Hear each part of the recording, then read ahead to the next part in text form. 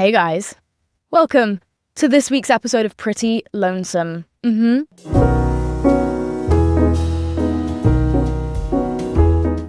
if you're watching the video version of this podcast right now, I'm gonna have to apologize. And you know what strikes me every time I start one of these podcasts is how often I preface the entire episode with just a fucking apology. I just have to get ahead of it. Because either I look like shit or... Well, it's usually that I look like shit and then I have to disclaim why. So I look like shit because I just spent 3 days in the desert and I basically haven't showered. I'm so sorry. I'm going to be so fucking honest with you. I haven't showered since yesterday and I was in a hot tub at 3 a.m. last night. And have I showered since then? Have I washed my hair? No. And I've been wearing this hoodie so much it needs to go in the wash. I need to go in the wash. Why was I in the desert? I was in the desert because Larry invited me to his birthday party in Palm Springs. Guys, I literally have never been more touched by an invite in my life. Not to get like way too emotional, but when Larry invited me to his birthday party, I nearly shed a tear. Nearly. And basically he rented out a house in the desert and invited 20, 25 of his friends to come and stay for 3 days. And he called it Camp Larry. And we just basically sat around and talked and hung out and swam and played games for 3 days straight to celebrate his birthday. And I was a bit nervous because I was like, I don't know any of the people going. I know Larry. That's it. I didn't know any of the other names that were on this list, really. And you never know what you're walking into when it's something like that. You can't read the vibe because you don't know who anybody is. So I was like, okay, this is out of my comfort zone. But let's go. Let's hope for the best. I get there and guys, I'm not kidding. I have a hard time finding people in the world that I genuinely like. A lot of people I like, but I'm overlooking something, you know? And it's maybe they are nice and safe, but they're boring. Or maybe they are not safe, but they're fucking hilarious. And it's there's always a trade-off, especially in LA. I've just not found that many people that I genuinely like. I have a lot of friends that I go out with and I like them, but it's I haven't really had very many sober conversations with people since I got to LA because it's very easy to go out and meet people on a night out. You know, in most places in the world, you can go to the bar and meet someone, but to meet someone and have coffee with them, that's different, you know? So I was I haven't been strengthening this muscle of mine of socializing in a normal way. So I was very nervous, but he has the best group of people around him that I've ever seen in the world. Hand to heart, for all the years I've lived on this earth, for all the people I've met, places I've been, I have never seen someone have so many incredible people around them. And what's funny is he has accumulated these people from I was asking everyone how do you know Larry? And someone would be he walked past me on the beach one time and then we became best friends. I'd be okay, Hannah, how did you meet him? And they'd be he was at a tech conference. What the fuck was the man doing at a tech conference? He's so many people just picked from places that he's been and put together, and most people didn't know each other before going. And I've never seen someone accumulate so many different people from so many different places and have them all be able to share a sense of humor, because it was the most I have fucking laughed in years. Years. All his friends are some of the funniest people I've ever seen in my life, and it's was the same sense of humor for everybody. I've had a blast. Had a fucking blast.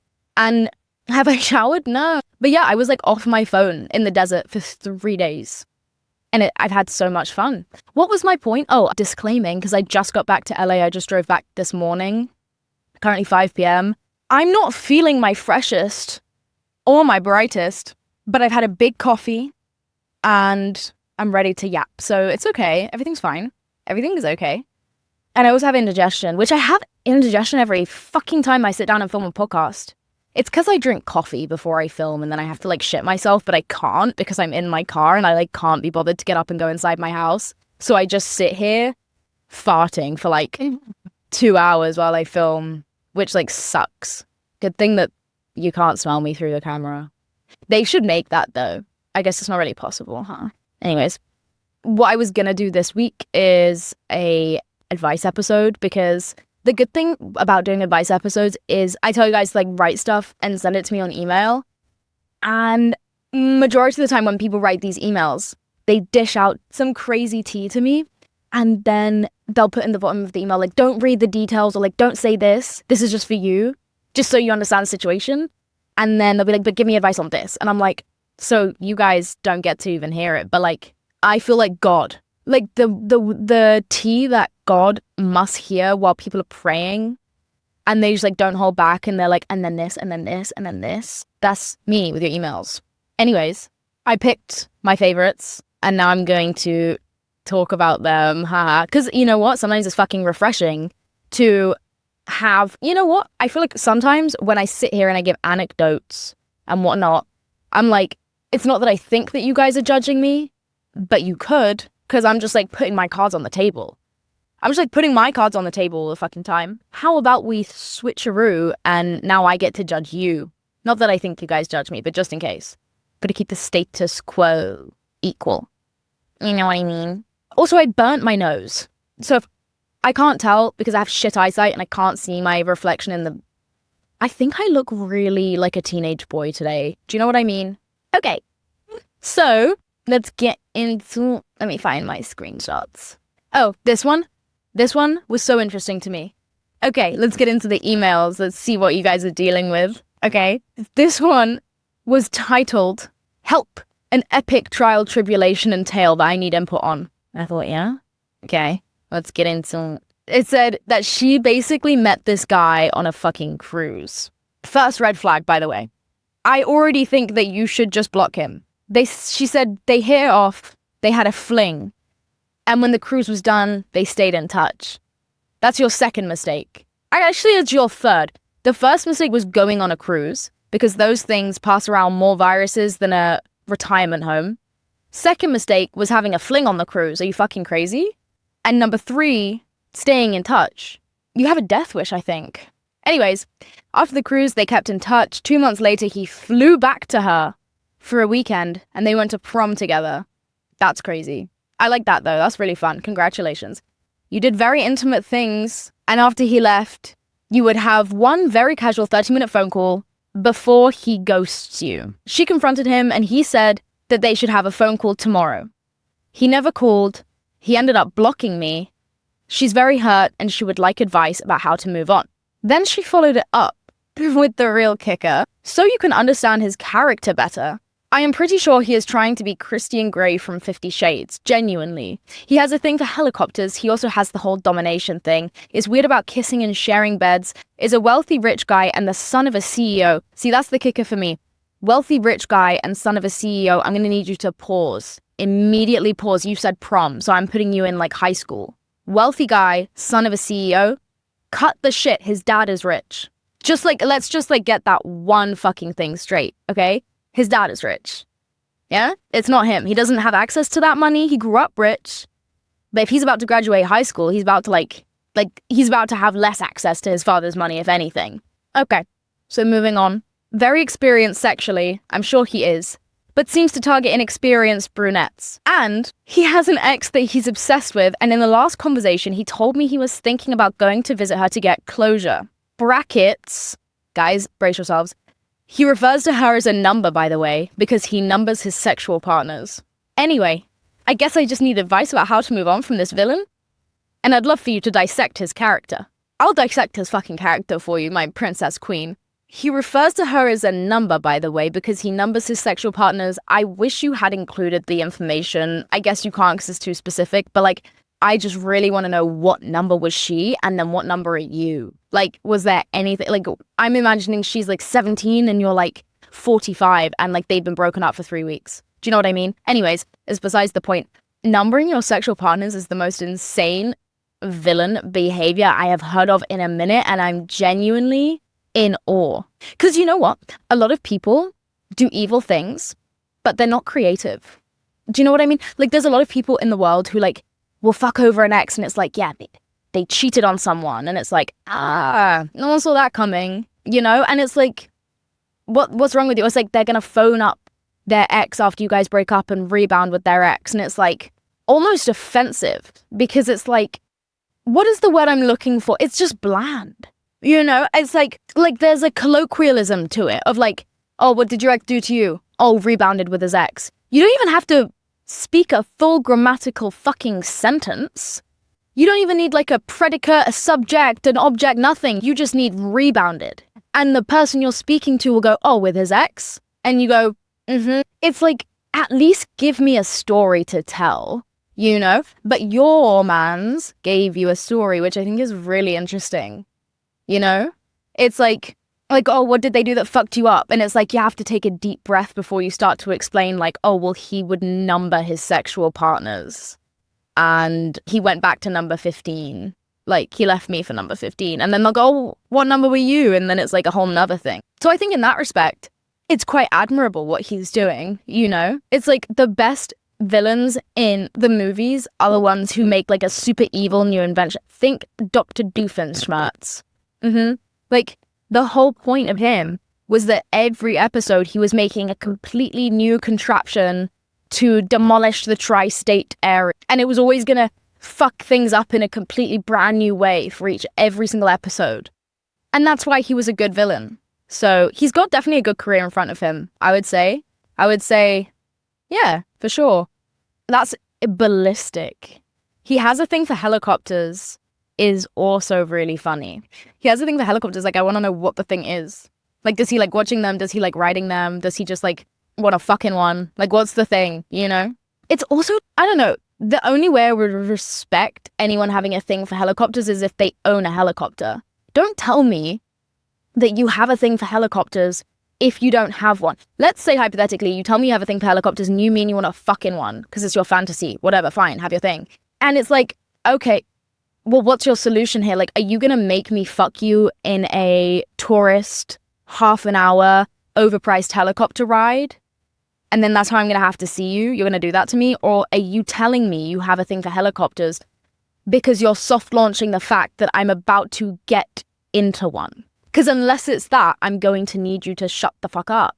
You know what I mean? Like, unless he's just a helicopter enthusiast, like, and he has like miniature figurines of helicopters, like in like a train kind of way, in which case that's cool. But I don't think that's what you mean, because you know, he doesn't seem like the kind of guy to have niche and innocent hobbies. Anyway, he has the whole domination thing. Is weird about kissing and sharing beds. I don't know what you mean by that, but I could imagine that you mean he doesn't like kissing unless you're gonna fuck, and he doesn't like to share a bed because it's intimate. Basically what I'm getting from this is he wants to call you a number, he doesn't want to share a bed, and he's weird about kissing in some way. Which are all things that would make you a real person to him, by the way. I don't know if you know. But yeah, those are like the human parts of having a relationship. And if he's weird about domination, I think he just wants like, what is the word? Yeah, it's like this goes past domination. It's like he's not trying to dominate you. He's trying to kill you. He's trying to remove your humanity. He's trying to steal it. He's like, actually though, why are you a number? Why would anyone be a number? Why would he fuck someone and then not ever call them by their name? Hello? That's so crazy. And it's also disgusting. But why are you flaunting those numbers? Because now, every time he talks about his ex, who he shared intimacy with, feelings, she would have shared feelings, thoughts, her personhood, her interests. And her name is part of that. And instead of referring to her by her fucking name, he's referring to her as the number of people he had had sex with at that time. Like, she was just sex to him. Nothing else ever existed. If she was a person, she would have a name, but she doesn't. So she's a number? Oh. Send me another email with his address in it, please. For no reason. No reason at all. I'm gonna shit on his pillow. This is why we don't take cruises, babe. Seriously. Okay, so anyway, is a wealthy rich guy and the son of a CEO. See, that's still killing me. He's not a wealthy rich guy. His dad's a wealthy rich guy. Fuck his dad. Honestly, if anything. He's probably watched his dad be like kind of powerful as like a fucking CEO of whatever the fuck his dad is a CEO of. And like, he's like dick fighting with his dad. I don't like that. Very experienced sexually, but targets inexperienced girls. I don't, like, that's the only face I can pull upon reading that sentence. He does what? Huh? And you know what's crazy? You guys are young, right? Because you said prom. He's gonna age and you're gonna age and you're gonna get to what, your mid-20s, like 30s. He is gonna still be fucking inexperienced brunettes, I promise. I promise you. Like, that won't change. It's not gonna age with him. If you are interested in experience, that's just a guise. It's just a guise, because guess what? When he's 32, not many 32-year-old women are sexually inexperienced, and so where's he gonna find that power fix now, since he loves fucking domination so much? He's gonna fuck an 18-year-old girl. Again, for the rest of his life, but run. Because otherwise, if you date men like this, you know what happens? 1 minute, you're a young, inexperienced brunette fucking the guy with the rich dad and the thing with helicopters, and it's like, fun, you know, doesn't affect you that much. And then the next thing you know, okay, you're 35, You have his fucking ugly kids, yeah? He's not making that much money because his dad was the rich guy and not him, and you got pranked. And he's not that smart, and he never had to try that hard. And now he has no fucking skills. And before you know it, he has cheated on you with an inexperienced 21-year-old. I feel like I need to, like, go wet cupping after this episode. I don't even like to know that people like this exist. So scary. I feel like I need cleansing. Okay, what else? Oh, and he's gonna go visit his ex to get closure. I thought, why would he need closure from a number? You know what I mean? Like, do you view her as a sexual object or do you view her as a person? Because if you view her as a person, you better start calling her by her fucking name before I shit on your pillow. So why would you need closure? Because she's not a person to you. She's a number. Oh, but are you telling me she is a fucking person? Does she know that he calls her by a number? You should tell her if you know who she is. Or fuck it, let me do it. Send me her Instagram. Like, what does he need fucking closure from? From number 15. Idiot. Not you, him. Anyway, I guess I just need advice. Okay, yeah. Kill him. I'll kill him. You said you wanted advice about how to move on? View him as pathetic. Because I do. And all my friends would. Like, this is like a laughing stock of a person. You don't have to worry about him. Like, you actually don't. That's so, you know, the easiest way, I think, to move on from men is not to try and convince yourself that, like, they want good and, like, yeah, he had bad intentions for me, because it's hard to believe that stuff. No one wants to believe that someone hated them. Like, you don't want to believe, like, that he had bad intentions, because you're also going to be able to make excuses like, oh, but he was nice, and, like, we did have good sex, and, like, we had this intimacy, like, I'm sure there was something there. Yeah, that's just going to go on forever and ever and ever. Like, you're just going to torture yourself if that's your method. What you have to do is start laughing about him with your girls. Like, you have to tell them all the weird shit that he did. Like, the fact that he had a thing for helicopters is really fucking funny. And the fact that he numbered his exes, apart from the fact that it's, like, devastatingly concerning that he does that, it's also, in the right context with your girlfriends, really, really funny. And it's funny that you even fucked him. I'm so sorry. Or maybe you didn't fuck him. Maybe you just did intimate stuff. But it's also funny that you did that. And if you can find the power in yourself to, like, start to laugh, not only at him, but at yourself, like, yeah, what the fuck? Like, what the fuck? He kind of will just, like, become hilarious in your brain. And he'll lose all his power over you. That's the best way I found to move on. And it has not failed me yet. Of, like, stop ruminating in your brain about who they were and if they liked you or not. And start to tell your friends, like, yeah, he did this really fucking weird thing one time. Where, like, I don't know. Like, there's things that men have done to me that in a therapy room are devastating, traumatizing, but in the kitchen with it is so funny. I have snot, like, dripping into my mouth from my nose because I'm crying. Like he's a clown that you met on a cruise ship. And I think just follow that narrative and this guy won't matter to you for long. Draw a picture of him, like, in a helicopter or something. Like, draw a picture of him and he's in a helicopter, but he's not driving it. He's not, like, driving the helicopter or whatever, flying it, because he doesn't fucking know how. And he's in the passenger seat, or maybe he's even in the back, because they wouldn't let him sit in the passenger seat. And he's got his hands in the air like this, and he's screaming. Like this. And the guy driving the helicopter, he's like this. Because he won't stop fucking screaming in the back. He's so excited. He's always wanted to ride a fucking helicopter. He's so thrilled. Best day of his life. Seriously.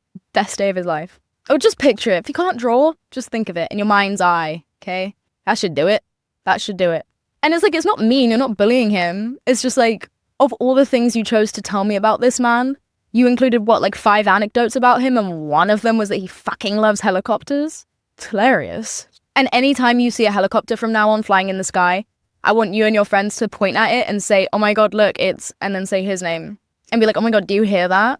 It's like he's being like, every time you see a helicopter, from now until the day you fucking die, don't care if you get married, have kids, don't care if you forget his name, I want you to do that. Because men are nothing if just really good bits. I get all my bits from guys that I date that are fucking insane. I just steal their jokes and then make them into a joke and then move on to the next. Oh, and I wish I could share my bits with you guys because you would love them, but I can't because I'll get sued. But I have really good bits, trust me. Okay, next one. You know what I'm going to start doing? I'm going to start giving a kiss at the end of all my individual advice pieces because sometimes I feel bad. So this is for you, girl. There you go. Okay, next one. This lady said, my best friend backs me in literally every situation in a supportive way, but I wish she wouldn't. Like, I'll tell her that I want my most toxic ex back and she supports me, but is this a subtle form of sabotage or a do it for the plot type of backing? I don't know, but love you lots. Okay. So, bottom line, I hate this stuff. I hate this. I would never, ever, ever, ever stay around at this age anyway. You said you're still a teenager in that email, so I get it. But like, just for your point of reference, those kinds of friendships expired for me and for most people. Like, that is just now, like, immediately like, oh, you're not real. You're not a real friend. You like didn't even listen to what I fucking said if you're telling me to do that. I think that having friends who support your bad decisions can be two things. One, they just don't give a fuck about you. Two, it's like a misconstrued idea of acceptance and support. I think it can come from two places. Number one, they could be afraid of your response if they try tell you no. Because let me fucking tell you, I've been friends, and I'm not saying that this is you, but just be mindful. Because I try not to enable bitches on this podcast, because every time someone writes me with a problem, I'm immediately on your side. But then I'm like, let me actually be like a critical thinker. Not that I think that it's your fault, but listen, I once had this friend. Actually, I'm still friends with her. And she's kind of insane. Like, kind of insane. I love her to pieces, but she makes it very, very, very hard to tell her that she might be wrong. Like, I get very afraid to tell her, like, hey, babe, like, this is insane. You're going crazy and you're self-destructing and no, this isn't a good idea. And like, it's hard to tell her, like, if she wants to go see a boy, for example, like what you wrote in your email, I would be scared to tell my friend no, because I know damn well she's going to do what the fuck she wants anyway. And I don't want to be a villain. I don't want her to feel like I disapprove. And the reason that I feel that she would disapprove is because I think that her ego is a little bit more sensitive. And I think that if she thought I was not in agreement necessarily with her decisions, I think she would be annoyed at me or embarrassed or start to hide things from me. And that's kind of what I've in the past tried to avoid with this friend of mine. I'm getting better at it, but it can be scary. Certain people have very strong personalities and it can be hard to be like, hey, that's a bad idea. Whereas other friends, I find it a lot easier to be like, let's sit down and think about what the fuck you're about to do critically, because I think it's a horrible idea. And because I know that I can have both those relationships with people, I know that sometimes it can be more about my dynamic with the person than my own inability to be honest with someone or to give a fuck about them. So that's one thing. The second thing is that she could just be genuinely disinterested, because I've definitely experienced it too, where like I'm telling someone about something and they just aren't giving me a response with any critical thinking whatsoever. I'll be like, yeah, so then they did this to me, and but this, and I still like them. What do you think? And they'll just be like, text him. And it's like, I know that's not the right answer. I know you're just fucking saying that because you don't give a shit. You don't want to be having this conversation. Kind of like a lot of the conversations you see on Love Island if you watched it. Basically, my point is, if I'm being extremely confusing, which I know that I am, my point is, friends who tell you that do it for the plot are also, I think, the kind of friends to like hand you a razor if you say you're going to shave your eyebrows off. They're not the right people to have around you in a moment of crisis. Like, people like that can be fun, and there are times when do it for the plot is okay. You can help someone come out their comfort zone by saying do it for the plot, because it makes your actions feel fun and whimsical and inconsequential. Do it for the plot. Fuck it. And sometimes that's fitting because the action is not going to have severe consequences and they need to get out their head. They need to live a little. They need to do something a bit crazy. But then there's times when it's not fucking do it for the plot. This is going to have severe emotional consequences for my friend. And I should tell not to do it, or at the very least, have an honest conversation with them about why they even want to do this in the first place, you know? And I genuinely think that the cornerstone of a real friendship, or it's like there is no if, what, or but, like you either are a real fucking friend or you're not, is if you are willing and able to tell your friend a hard truth, whether that's about a boy or about themselves. Like if your friend is acting like a fucking idiot, if she's being rude to someone, if she's being self-sabotaging to herself, if she is doing something that isn't serving her or that isn't right, you're either going to tell her or you're not. And I think if you don't, it just kind of defeats the point of a real friendship, because Is it not just is your role not to better each other, to like hold each other to this certain standard of like, this is who you are because I know you, I know who you are because I'm your friend. And that because I'm your friend, I like who you are. And therefore, my wish is to see you uphold who you are and not get lost in the fucking sauce and lose who you are and lose your integrity, lose your values, lose your life, lose your spirit because you want to fuck a boy. No, let's talk about why you want to fuck the boy. Are you lonely? Are you depressed? Is he breadcrumbing you? Is he love bombing you? Is he stringing you along? Let's talk about it. Like, where is the interest? Where is the conversation? Do it for the plot. Just tells me, oh, you're bored of this conversation and I should never have brought this to you, you know? And it's dismissive. And yeah, sometimes do it for the plot is valid. I've said it before too, but not in this context and not all the time. So I don't think that this is right. I don't like what she's doing. Let me read the email again. Also, you said your verbiage is interesting because you said she supports me in every single situation. She supports me, but is this a form of sabotage? She backs me in literally every situation in a supportive way. Those were your words. And it's like, just because someone isn't tearing you down or telling you you're wrong or telling you you have a bad idea, it doesn't mean they are supporting you. It means they are encouraging you, but that doesn't mean it's supportive. Real support looks like caring and understanding the consequences and understanding how you feel and understanding who you are. Who is this boy? What is the plot? Are you going to be okay with the plot? Is this funny? Is it not?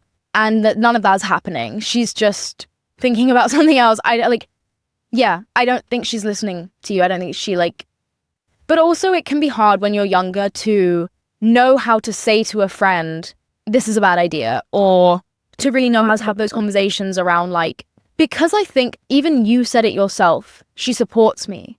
It could be the case that she also thinks she's supporting you and doesn't understand in the same way that I'm not sure if you knew that support doesn't always look like saying yes to someone's idea or suggestion. Support can be saying no. Support can be stopping your friend. Support can be taking the drink away from your friend because they've had too much. Sure, your friend might cuss you out in the moment and tell you, fuck you, tell you, I can make my own decisions kind of thing, but it's like everyone knows that's not support. You don't hand them back the fucking vodka. They're already too drunk. And it's like, it can be hard when you're younger to understand that disagreeing with someone or suggesting a different course of action or suggesting that they shouldn't do exactly what they want in that moment it can be hard to understand that that is support.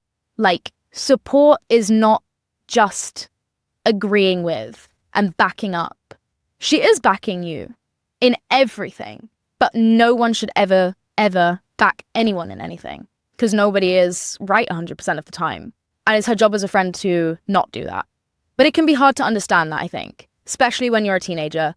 I didn't do it when I was a teenager. I let my friends do whatever the fuck they wanted because I didn't know that I could suggest something else. I didn't know that that was loving. I didn't know that maybe that was what my friends wanted. I didn't know that they wouldn't reject me for just telling them this isn't a good idea. And there's a way for her to tell you, hey, this is a bad idea without being offensive. She's not calling you stupid for it. I'm sure you know this. Anyways, but I think there's another part to it, which is if you tell her you want your most toxic ex back and she supports you in that, there is a difference between supporting and being there for you. I think if I was your friend, here's the way it would play out so that maybe you can see this is another alternative of the way this can go. Okay, if you were my friend, which you are, by the way, I would tell you, if you told me, hey, I want to get back with my toxic ex. So there's already an acknowledgement from you and me, this guy is toxic and he's your ex. We've already done this. He's not a new person. I would say, what is it you miss about him? And why do you think you miss those things? Not in an accusatory way, why do you miss them? But I'm curious, why do you miss those things? And are the things that you miss worth tolerating, or can you tolerate all of the things that upset you about him and the toxicity that exists? Are you willing to tolerate the problems that you two had for an extended period of time? And if so, okay. I think the main thing is to have real conversations that ask you questions that you may not have asked yourself. Let's get to the bottom of why he has a hold on you in the first place. And do you have secret beliefs about yourself or secret ways of thinking that you were unaware of, that you and your friend can get to the fucking bottom of in 5 minutes because you had an honest conversation about your relationship with your fucking parents. I don't know. The most important thing is I would make sure you knew there's a distinction between me encouraging you to get back with your ex by saying do it for the plot. There is a distinction between that and me telling you, if you decide to get back with your ex, with the acknowledgement from both of us that he is toxic, I will support you while you do this. I don't think it's a good idea, but if this is what you choose, I will still be here, and I want you to know you can come to me if he hurts you. There is a difference between supporting your friend through life and encouraging them towards bad decisions. You have to be honest with your friends. She should tell you. She shouldn't tell you what to do.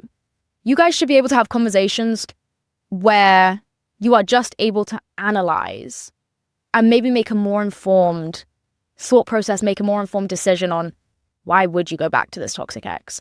But like, support can look like many different things. It doesn't just have to look like encouraging everything that you say and do. If you were my friend, I would make sure that we had a conversation about why you feel this way. And I wouldn't tell you, I would just encourage you to make a better decision by having conversations and asking you questions like, can you tolerate this? Do you think you deserve to tolerate this? And if I don't think you deserve to tolerate this, I will tell you that. I will tell you that I think he's going to raise your stress levels. Ask if you can take on the burden of stress during school and exams and whatever the fuck else you have going on. You know what I mean? But then if you decide to go anyway, I will make sure that you know that I'm not going to judge you for that decision. And I will support you no matter what decision you make. You have my support, but you don't have my encouragement because I want the best for you. You understand? Like the distinction. So yes, I do think that it's a subtle form of sabotage, but I don't think that it's probably intentional because these things are just complicated. But I think you deserve friends who are invested in who you are, who you're becoming, the decisions you're making, and want the best for you. And right now, it doesn't sound like you're getting much of that. Question mark. So also, I'm not going to read the next part of your email out loud. I'm going to keep that part between you and me. And I'm going to say, I know, right? I know, right? Like the fucking nerve. Men. Anyway, love you. Okay, the next one is literally a conversation I had with a real person in my life like a few days ago. I have indigestion. It says, I'm bisexual. I have a boyfriend who I love dearly and I see myself staying with him in long term.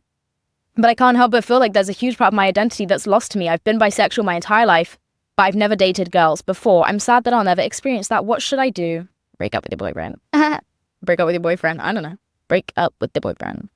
I think you just have to decide whether or not you can deal with the question mark being in your life, because that will be, if you stay with him forever, I should not have scratched my face right there. Let me cover it like this. If you deal with him forever, Jesus Christ. You can see like the mental place I'm coming from sometimes. If you want to fucking deal with being with your boyfriend forever, be my guest. You know, sometimes I find it funny. I don't know if I can put this into the podcast legally, but I sometimes find it really funny that most of these episodes have a fucking Tinder advert in them whilst I sit in this fucking car and tell everyone that they should be single forever and leave their boyfriends, and also everybody should be gay. And then I'm like, this episode is bringing my Tinder. Like, I don't know why they keep buying the fucking ad spots, honestly. Anyways, you've got to just decide for yourself, I think, if you can deal with, I'm literally covering my face, if you can deal with not knowing. Like, I don't think it's wrong to decide that this is who you want to be with and you're going to commit to them, and therefore maybe you will never know if you would have preferred to have dated a woman. Well, guys, I have literally not opened Instagram on my phone in like 2 days. And this morning I like drove straight home from Palm Springs and like then I like said hi to my cats and then filmed this podcast. And I literally haven't checked any social media platform in basically 3 or 4 days. And I can't lie, I feel like a toddler right now who's just been given iPad time. And I'm going to go check my social medias and scroll on my For You page. I'm so excited. Is there anything I have to update you on? Really? Any housekeeping stuff for this week? No, I need to pee. Low-key, I need to poopies too. So, what the hell? I need to poop. And I need to go grocery shopping. Oh my god. Life just doesn't stop. Fucking hell. The desert for 3 days and all the swimming and the sun and the alcohol and then grocery shopping. This shit is so hard. Being an influencer, try being an influencer for a day. I dare you. Okay, walk a mile. Walk a mile in these Birkenstocks, bitch. You couldn't, eh? Drive a mile through LA in this cream interior Audi. I really need to poopies. I'm gonna go. I love you guys so much. Thank you for watching this week's episode of Pretty Lonesome. I think I forgot to kiss the last person that I gave advice to, so there you go. Right, love you guys so much. More than you know. And I'll see you next week, same time, same place. On Pretty Lonesome. Bye. Love you. Mwah.